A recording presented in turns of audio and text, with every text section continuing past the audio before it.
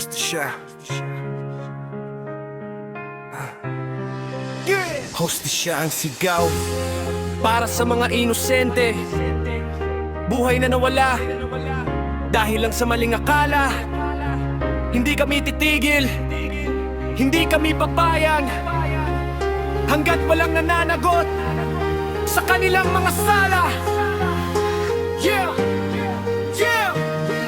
Indagan sinhula lang tutuod makasusa. Mataod na inji mataod na nagmula. Mataod din kiyukuyagan, mataod na nasususa. Matawin nagtatangis, iban na sinagkakatawa. Atura inji matu, hahula kabihayaon. Bangin katar mabut na mahunit mo puklasunin. Kamatay bang dumagbakwa, ipag-adlaw ay pagdumisan. Hawluin butangan mo tuyuan ka urulon. Kita hindi magbustulon halungan sinsinunok. Lisag hamubok sindong wakto sintao na hahalok. Kiyublaaning katanhalungan sintimbak makusok. Sakali ang manatuwing na wapat maas bata tuing tawag. Hapaglawagan sing tao kagunahan sin paring ta. Silain kiyalaugan ando kaylo silain nagmula. Makahansol pandangon mahunit taliun tay manghut ko atura. Inutang sing kay banan in nakapagbayad kaylo sila. Subay tuod bulatunin matasing ka nakuraan. Subay tuod hatihon im ka sa munalaan. Subay tuod tungugon subay tutaing hugan. Subay di siya siyahonin mga piyag kalaugan. Hostisya ang sigaw ng karamihan para sa mga taong pinatay ng walang akalaban-laban. Hindi matatahimik ang taong bayan hanggat walang napapanagot sa kanilang kasalanan. Pang magduldain tuhan gumawa din kasabunalan. Hostisyain pangayon singkitan yung katan. Magsama-sama kita harap pa kasabunalan. Mataot pahin kalaugan pang hindi kapasaran.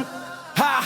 Lambay, haluk-halukan man taibanuan. Natutok kay lumahumpot, anak inhakiran. Ayaw pamilya, hindi tumangis, hindi kasakitan. Misan kita hatpata, aturun jagjag din pangatayan. Bampaktain basihan, misan kita di suysuyan. Makinatan nataliun, maingat na napandugahan. Sa bunal tudway sila imato kasaksiyan. Sikatan bang man isapin kamuyan. Halang parehalan, dasintuhan iba dapat sila in protector ha mga kaaniban. Sa may tabiha, inigimanin na inhantang. Lumugay muga na kita pulis, iban na sin kasundaluhan. Pasasing katatay manguran na tunag mula sila isababan. Hambuok tao maas marayaw lagi manang halungan. Matao din makasaksi kakilahan singkatan. Tato mababa indahan pangangayuan. Tabangan duka iluliyaw siya sin mga kapulisan. Bata mahambog marawin paningdog. May ta sila nagmula hawak to natutog. May ta sila liyaw ugan sin sabon alway lamod. May ta sila inkyalaungan sila inatukod. Hostisya ang sigaw ng karamihan para sa mga taong pinatay ng walang kalaban-laban.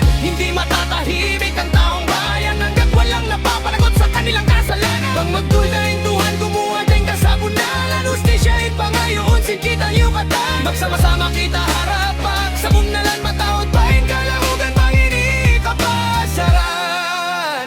Sa sinunok, sambo hangga, gulo ang nanaig. Pamilyang inosente, bakit tinamaan? Akala nila ay mga suspek ang kaharap. Pero mali ang target, maling tao ang tinapakan. Na pagkamalan lang, akala ay may sala. Pero sa katotohanan wala silang ginawa. Bakit kailangan pang gumamit ng dahas? Kung pwede namang usapan, bakit naging marahas? Sino ang mananagot sa maling akala? Na dahil lang sa hinala, buhay ang nawala. Nasaan ang hustisya para sa mga inosente? Bakit parang laging nasa ilalim ang mahihina? Yung tunay na target, nakatakas at buhay pa. Pero yung mga walang malay, sila ang pinatay pa. Sabi may latetang baril, may granada daw sa loob. Pero pamili lamang ang nandoon, bakit naging ganon? Maling target, maling tira, maling diskarte. Buhay ng inosente, kay dali lang kayong itinapon parang basura. Saan ba nanggaling ang evidence ang ipinakita? Bakit parang may tinatago? Bakit parang may daya? Hindi pwedeng manahimik, hindi pwedeng pumayag sa sistemang kulang at laging nagkakamali. Dapat magingay, dapat lumaban para sa karapatang pantao. Ito ang laban. Hostisya ang sigaw ng karamihan.